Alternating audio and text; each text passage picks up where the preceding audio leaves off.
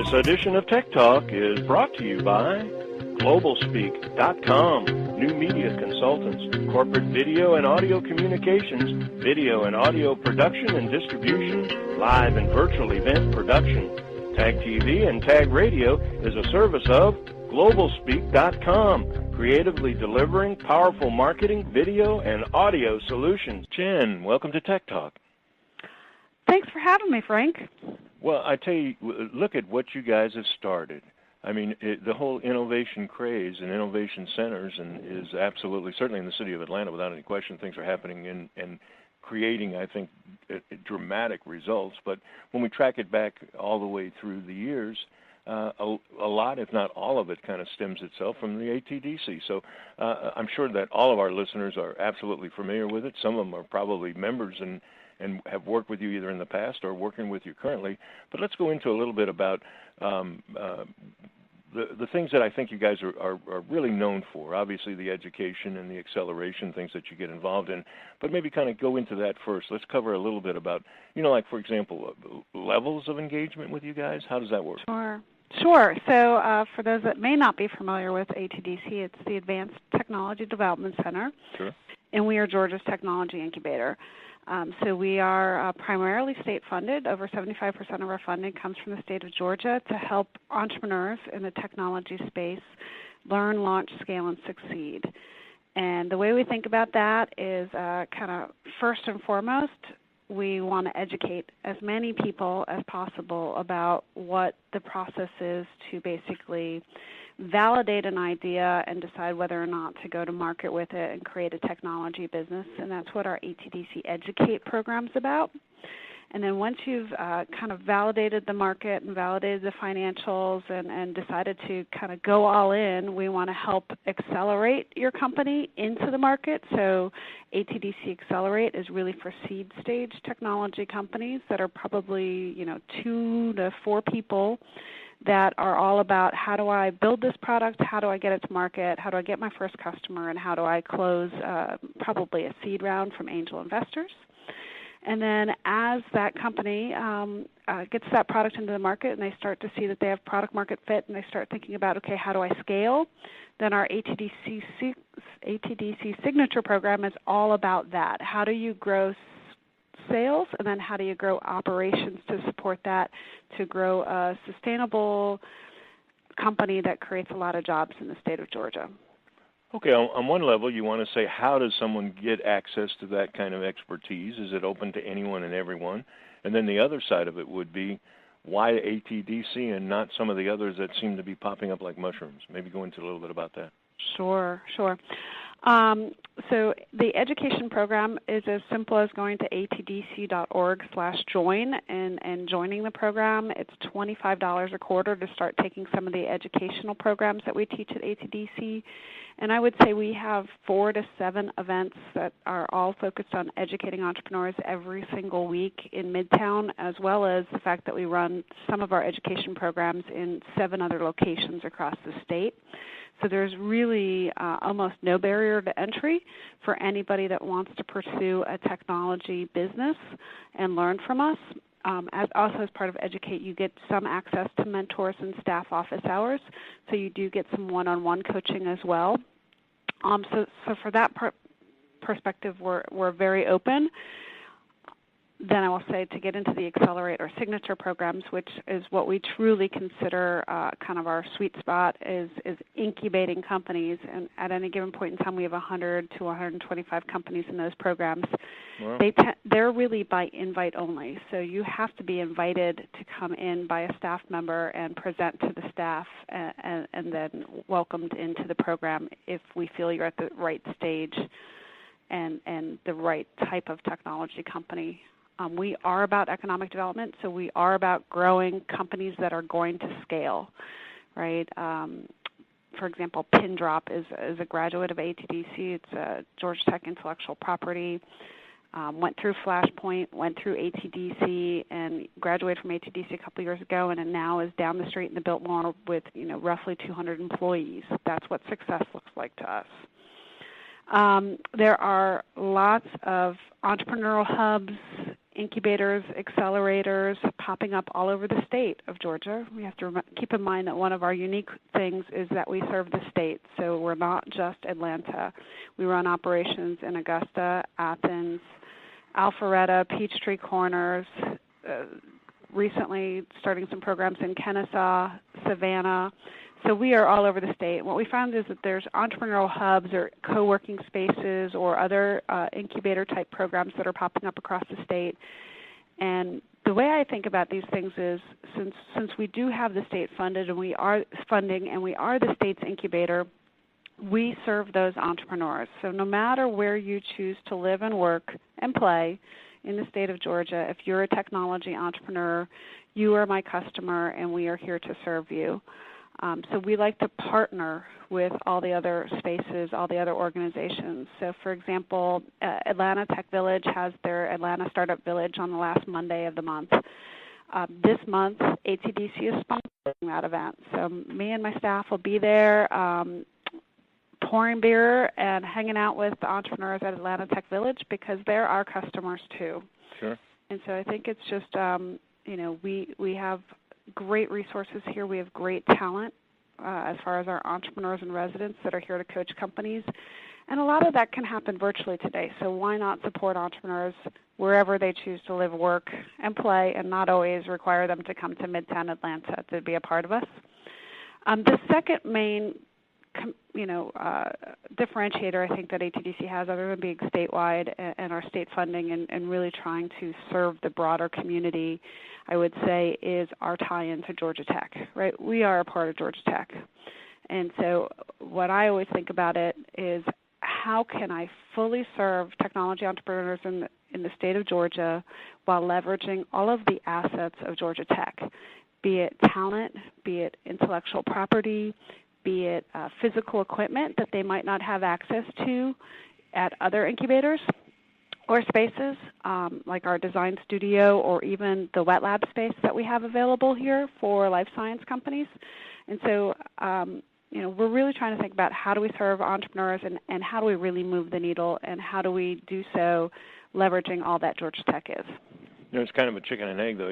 Does the needle move you, or do you move the needle? I mean, with things moving so quickly, it's always a challenge and a fascinating one to me that you guys can look at the future and keep kind of a true north, if you will, in terms of where things are headed, and yet you've got to teach and educate the now, getting people ready for the moment, and yet obviously looking into, like, say, for example, certainly one of the things that almost came from out of nowhere that now is a dominating vertical is this whole area of fintech. And I know you guys were early players in that, and I'm guessing that part of that led to WorldPay, because I know that the news in recent months, certainly in late 2015 and over the course of the last year or so, has been what you guys have been doing in the fintech space.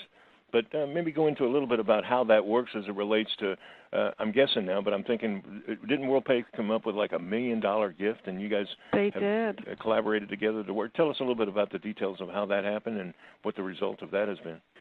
Sure. So I think, fintech's really interesting.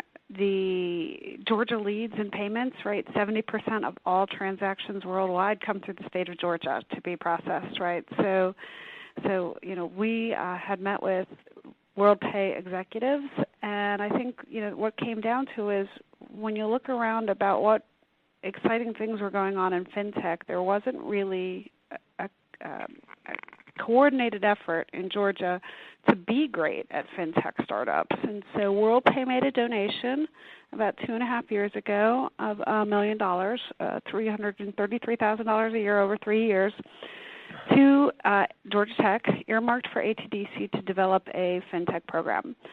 And so we've spent the last 2.5 years really thinking about, okay, in order for Georgia to lead in fintech startups, what would we need to be? What kind of curriculum could we create? What kind of coaches do we need? What kind of relationships do we need to build with venture capitalists that specialize in fintech, with corporations that want to do innovation in fintech and might be acquirers or partners for our startups, and really build a framework around that. And so it's been really exciting to work with them.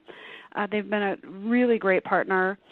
in the last 2.5 years, we've, I'll call it curated. So we've met with over 350 fintech startups in Georgia. Some have moved here actually to be a part of the program, right? And in that, we curate these companies. So we look at, we talk to as many entrepreneurs as possible, and then we find companies that we believe, are high potential entrepreneurs with high potential ideas and are building something real that can, again, meet our metric of growing and scaling and creating jobs in Georgia. Connect them into WorldPay, see if WorldPay can build a strategic relationship that helps that company grow, connect them into a couple other partners or investors that focus on that, and I think it's been really amazing. So we've curated roughly 350 companies. We have about 24 companies in the official FinTech program today between our Accelerate and Educate program, and we have roughly 200 companies in our education program today that are FinTech-centric. So we've kind of gone from almost no startups in FinTech to this mass of really cool, interesting innovation in the FinTech space. And I think, some of the trends that we're seeing is certainly, I think that there was a lot of innovation in the payment space over the last couple of years, but we're starting to see some more innovation in other parts of FinTech. So I'm starting to see a lot of people looking to disrupt the banking industry or the lending industry. We have a lot of companies that are kind of focusing around how to disrupt in the insurance industry. So I think it's a very exciting time for FinTech, and it's going to be a lot of fun to watch how this ecosystem develops here in Georgia. Yeah, I think it's FinTech really represents, I think, a great proof of concept in terms of what you guys have accomplished and been accomplishing over a fairly long period of time, no doubt. I think, as I was mentioning earlier on in our conversation, I don't think there's very many people who don't see you as literally the pioneers of this kind of I guess I don't want to call it a service, but this kind of benefit that is provided to an economic development ecosystem that every city and every state through the United States has some variation or another, and yet there's a reason why Georgia is where it's at. There's a reason why Atlanta is where it's at. We can talk about a slogan that says where Georgia leads, but part of it, without question, has to do with the performance and the contribution that the ATDC has done for a very, very long period of time. But let's stay with FinTech for a minute, because I think it really represents something interesting, and I think our audience would be curious about this, and that is private-public collaboration. I mean, how does that work when you're talking about? And if I touch upon a sensitivity, you tell me, because our audience knows I come to everything as a tourist because I can't possibly be knowledgeable about every vertical that we talk about here on Tech Talk, and yet there is an issue of kind of coming to it as sort of not knowing and not understanding. In a way, sort of like our listeners do. So my point being with FinTech is this, and that is, came from out of nowhere. Obviously, the private sector saw some benefit out of collaboration and cooperation. We talk about hackathons and innovation, evolution, and the dynamics that come into play that are kind of, I don't know about squeezing, but certainly pushing innovation out, and I often will call them dream catchers. On the other side, you've got all these innovation centers that are attempting to try to catch those concepts and ideas for their own benefit and or for the benefit of creating a business of one kind or another. Okay, so you got a pretty dynamic environment. How do you guys feel, how do you form a comfort level when something like WorldPay comes up and says, okay, we'll give you $1 million, you guys are going to work it out, and now isn't there kind of a special relationship with WorldPay that might be difficult for, say, other companies that are not startups to benefit from the things you're doing? I mean, is that politically kind of insensitive to kind of go into that, but is that something that you'd care to address? So I think it is a little tricky sometimes, but at the same time, if you look at this past hackathon that we ran in February, the first weekend of February, it was co-sponsored by WorldPay and TSYS, right? And so in all practical terms, they're competitive in lots of their lines of business, right? In fact, I think I started it off in this corner, and in this corner, ding, right? Yeah. WorldPay. We had some fun with it, but it was a great collaborative experience, and so I think everyone, well, certainly when I look at it from a state of Georgia perspective and an innovation in the state of Georgia, I like to say, as I go across the state and I talk to city leaders and chambers, it takes everyone in these ecosystems to come together to raise a startup, right? It takes, the city making introductions, the chamber making introductions, an organization like ATDC helping with the education and coaching and introductions to investors. And it really does take, if we're going to really put Georgia on the map, we have to be better at working together to make Atlanta great for all technology businesses, whether they're small or large, in order to really move the needle. And so if you take that mindset, then go ahead. Easier to understand. We have to collaborate. We have to work together if we're going to move the needle and make Atlanta one of the top 3 technology centers, like that recent article said.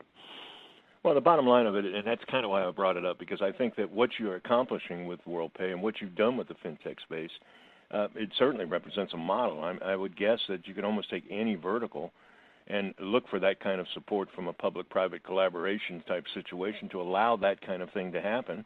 And so I think you're spot on. I think the next quote-unquote generation evolution of this kind of ecosystem that we're talking about is going to be a lot more of that public-private kind of collaboration and a lot more of an expanded thinking that says we're more of a co-opetition than we are competitors.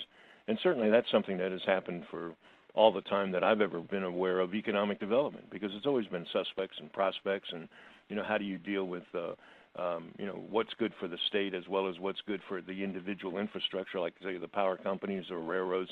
And it's always been a tricky territory. I just think you guys are doing such a great job in navigating that I thought it's important to bring up the fact of what you just said, and I think that is critically important.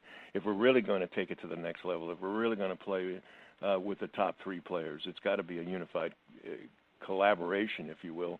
And I get when you say in this corner and that corner, but the reality of that situation is, wouldn't it be in an ideal world if we could do more of what you're doing with the fintech situation? And I think, again, because of the proof of concept and the performance that you guys have been getting out of that, and the return, I'm guessing, on that investment as it relates not only to WorldPay but to the entire vertical, I think you're well on your way to creating an environment where you can say, hey, we're not just talking about it, we're actually already doing it. Let's go into a little bit about, one of the things proof of concept has to do also is getting recognition outside of the environment that you're in.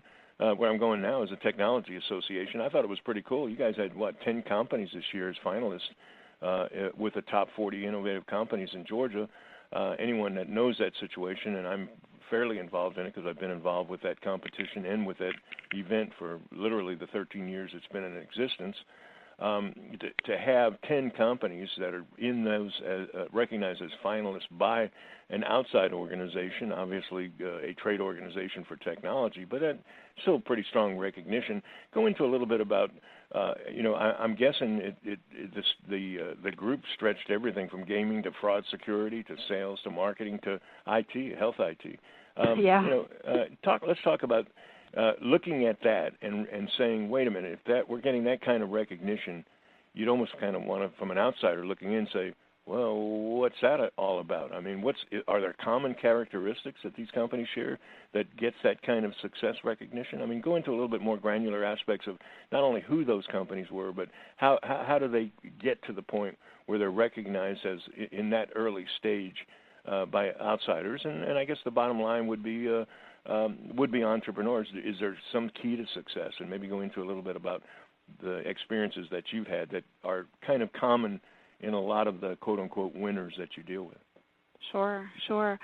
Yes, I mean, we had a great showing again this year. That is actually fairly typical, that we have a significant number of folks in the top 40 and in the top 10. I think, if you're going to be in the tag top 40, you got to have some cool technology first and foremost, right? So all of these companies, have worked hard to develop some sort of, cool technology, typically with some intellectual property aspects of it, and really grow their technology teams. But at the end of the day, it's all about hustle, right? So these entrepreneurs, these leaders, the Kyle Porter of Sales Loft and Aaron Aycock from User IQ, Adam Getty at Ionic, they've grown these companies from nothing with cool technology behind it, built large teams to support it, gone out and hustled to get great clients, and all at the same time building a strong corporate culture within their own organization, so that as they scale and grow, they will have the ability to stay lean, mean, but also grow a great organization with a great culture. And so I think at the end of the day, a lot of this is tenacity and perseverance and hustle. Well, but again, in the I'm going to call it the economy of innovation, and certainly the innovation generation, because we've seen it over the last couple of years. I like to think in terms of our own visionaries. I mean, the guys from the Hall of Fame over the last 2 or 3 or 4 years, the Trip Rackleys and the Jeff Arnolds, and on and on and on. Certainly Tom Noonan. I mean, Chris Kloss. You don't want to not mention someone, but these are all relatively young people who set up almost a spirit of entrepreneurism within their own personalities that I think, some of which I know many of who I've mentioned have been involved with the ATDC in the past in some form or another. But equally as important, I think of sometimes when you look at this stuff, it's a sense of identity and place, and that we have this rich, unbelievable history of performance that sometimes gets overlooked, not just about the startups that are coming, but the startups of some of that you've mentioned, but in the past that now represent, something that might have started up as a small company that ends up selling for literally hundreds of millions of dollars within a period of just a few years. And not everybody does, but that culture is getting so strong that I think it's also obviously creating its own generation, quote unquote, of new ideas and new innovators, simply because we've got that entrepreneurial spirit and entrepreneurial environment that nurtures that kind of thing, but also sets up the kind of heroes that you can understand and relate to and look up to and say, if he can do it, if she can do it, so can I. Hey, you guys have got probably the biggest event of the year coming up for your organization, and I know, having been around it for the last few years, how important and how big it's become, and that's what I'm talking about now is your Startup Showcase. Let's go into a little bit about that as we close. Biggest event of the year. What is the showcase for those that aren't aware of it? Who's it for, and what kind of technologies and industries would we expect to see if we attended? Sure. So ATDC Startup Showcase is on May 11th. It is our big annual event where we will, this year, have over 80 companies exhibiting in an exhibit hall format in the afternoon, probably 1 to 5-ish. And then we will have a fast pitch that's hosted with our partner venture Atlanta at about 3 o'clock in the afternoon. We'll hear 10 of our brand new companies pitch that have just gotten into the programs. We'll have our graduation where we'll have 4 or 5 companies graduate from the ATDC. And then we'll have a keynote speech, and we're expecting. Last year we had over 800 attendees, and these attendees are other entrepreneurs. They are investors. They are investors from the West Coast, New York, Austin, and Boston. They are corporate innovation center leaders. They are corporate innovators or corporate entrepreneurs. Anybody that's interested in anything going on in the startup ecosystem should be there. It is at the Georgia Tech Hotel. The website to register is atdcstartupshowcase.com. And you're going to see fintech, like we've talked a lot about. You're going to see a lot of IoT. We are really hot on IoT right now. We've got a lot of IoT stuff going on. Sure. We are hot on health IT, so you're going to see a lot of healthcare IT. You're going to see some cool medical devices. You're going to see a lot of innovation in the cyberspace as well, cybersecurity. Georgia Tech, ATDC has a strong history in cybersecurity, so you're going to see quite a bit in cyber as well. And so it is a fun time, and it's a really great way to see kind of everything that's going on at ATDC. And it's also, I should say, followed by one of the best after parties ever. So we have a big celebration afterwards at the garage. So it should be a lot of fun, and I hope to see a lot of people there. Well, I can tell you that the strength of the reputation that you guys have and what you've done, Jen, is unbelievable in terms of the performance. And I know, having talked with you before, that when you deal with entrepreneurs, there's no hours in the day or days in the week. You're always busy and always involved in one thing or another, making something happen. And I can just say, really, really thank you for all of the things you guys do, but also thank you for taking time out of a crazy schedule to spend a couple of minutes with us today on Tech Talk. Thanks. Thanks for having me. I really enjoyed it, and hope to see you at Showcase.